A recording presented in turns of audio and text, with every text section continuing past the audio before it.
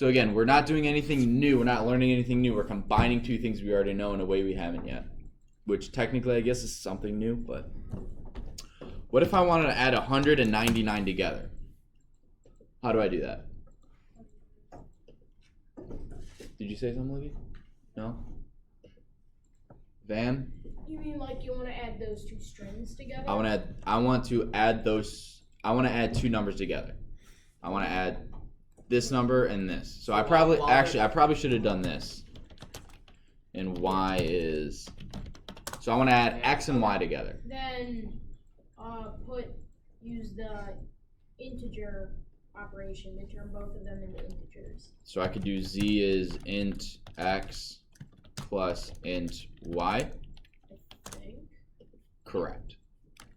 Now when I do name, let's do,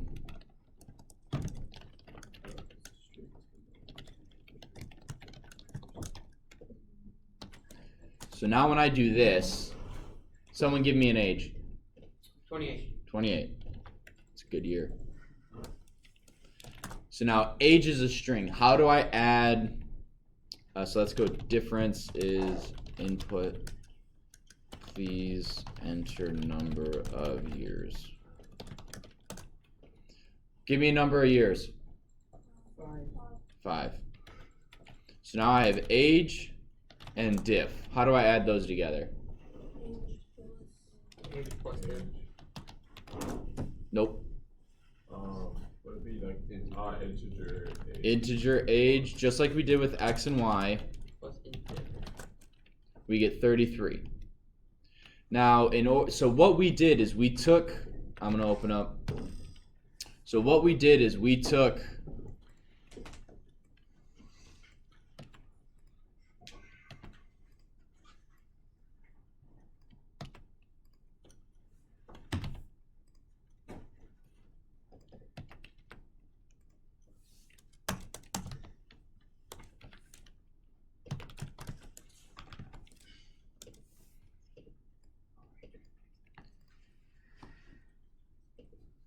so when we do an input, what is the default variable type? String. Yep, because when I type in please enter a number of years, it comes out with the quotation marks, which tells me it's a string.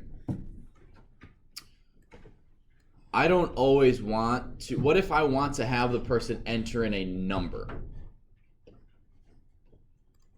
What do you think? So we're combining two things we already know. So how could we not necessarily condense lines, but condense commands? Not even condense commands, but it's like,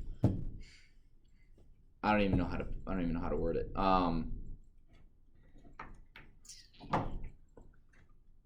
Shorten that up. But it's not even shortening it up. Can you rearrange that so that it works? I know you know, Van. Hang on.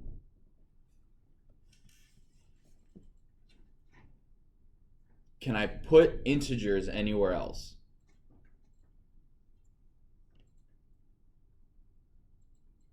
Because remember, in front of the new.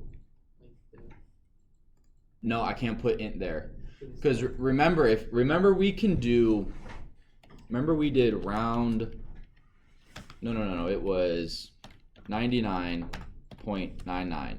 I cannot change this into an int. Let's actually do. R is 99.99. But I can't do int r, right? I have to do int float of r in order to get 99. So I have a command inside of another command. So in here, what can we do? Integer and input. We can mix integer and input together, yes. And the way you do that is you go int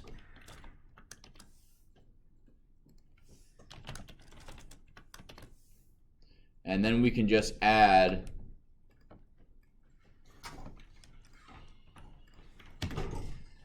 doesn't change the output at all, but what it does is that now age, no matter how many times I use it, will always be an integer.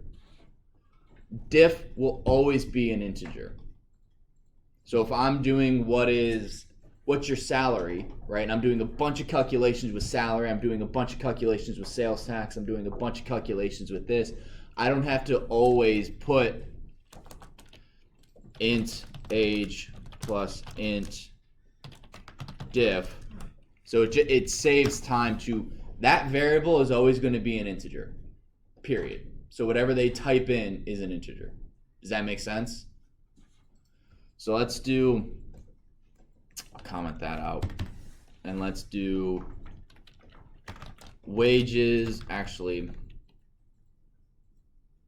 let's do cost is input. Now, one thing I will say, when dealing with money, which number type is better to use? Why do you say float, Josh? We have cents. We have cents. We don't have just $1, $2, $3, $4, $5. We have $1.01, $1.50, $1.99, 99.99. So it's all, if you're dealing with money, it almost always benefits you to have the initial input be a float. So let's go, how much does that snack cost? Let me pull this over here. So how do I make this a float? Float at the front, yep. So now this is always going to be a float. And let's do tax. Do you guys want a predetermined tax or do you want to ask the user for the tax? Predetermined. Predetermined. What's the predetermined sales tax? 75 cents. What? 75 cents. It's got, tax has to be a percentage. Okay. 5%. 5%. Five. Is that how you do percents? How do you do percents, Carter? 0.05. 0.05. Correctamundo. So then let's do total equals. How do you calculate the total cost of a transaction? Tax times cost. Tax times cost Plus cost. plus cost. You can also do total 2 is tax plus 1. Oops. Times cost. Do you guys understand how that second one works? Yeah. Yeah.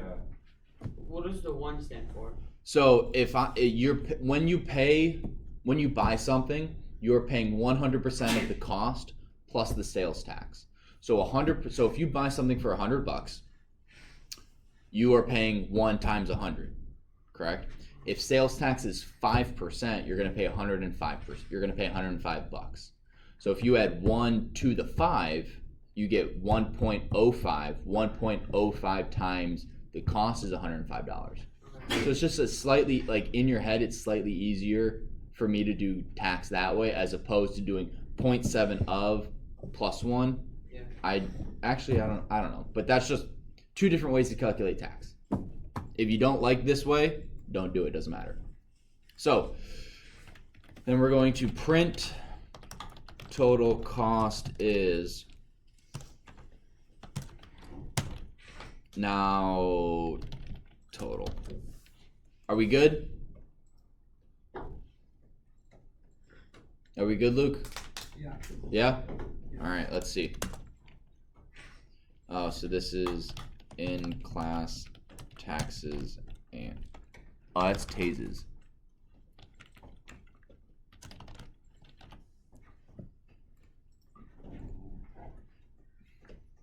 All right. Who said double stuffed Oreos for their snack? How much do those cost? Like the whole bag? Yes. $6. Yeah. $6.99. Yeah. Oh. I thought you guys said we were good. You lied to me, Luke.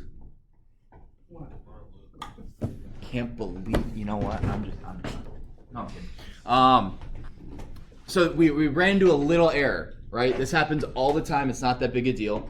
It's saying type error. Who can explain what this error code says? Let's do Carter. It's just like you didn't really like signal anything. Like nothing was a string. Let's go with someone who hasn't answered in a while. Mikhail, you got an idea? No? Well, read it out. You know what concatenate means, right? What's concatenate? Adding strings to another string. So what this is saying can only concatenate strings, not floats, to a string.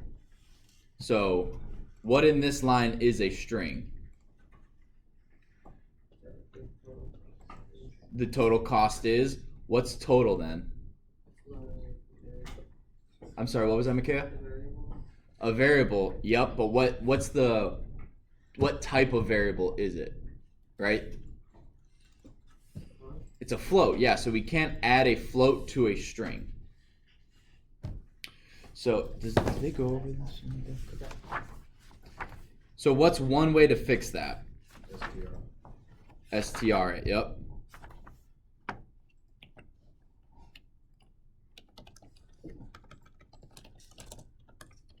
So now let's go $6.99.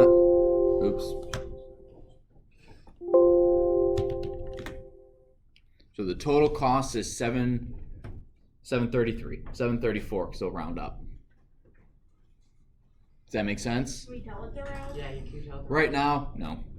Yeah, I mean, You put it around.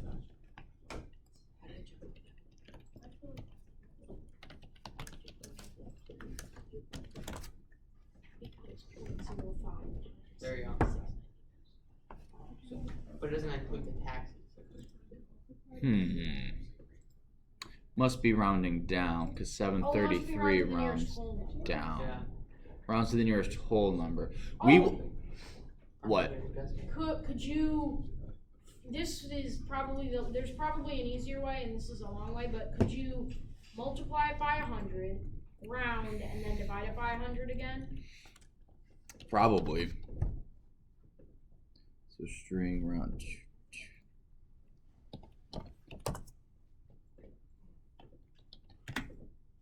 Yeah, that works.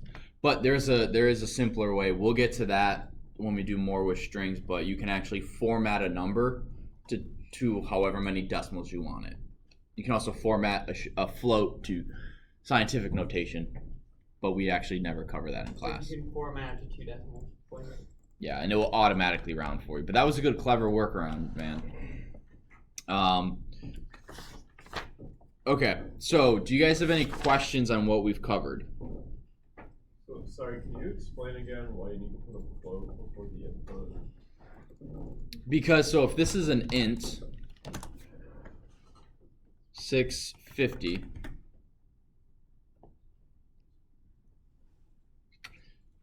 integer can only take a whole number. Float can do either one. With float, I thought floats only could take decimals. no, it can.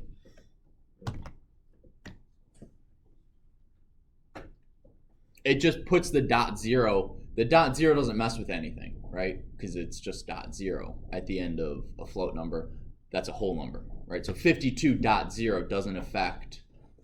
It's still a float. So but when it you doesn't. put in float, that way, like you can like make sure it's kept as like a whole number.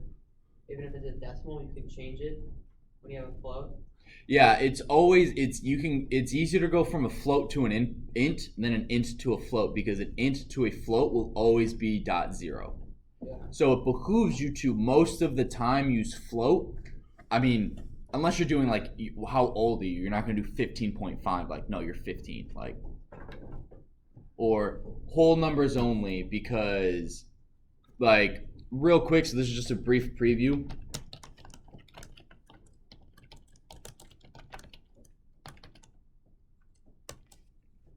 So you can have it loop through and do the same code over and over and over again. But this right here, this has to be an integer. So when someone goes, how many times do you want to do this? That has to be a whole integer. It cannot be a float at all. So that's a loop, and we're actually going to cover that I think that is chapter 3. I can't remember. Again, new book, so. You guys have any questions right now? Okay, so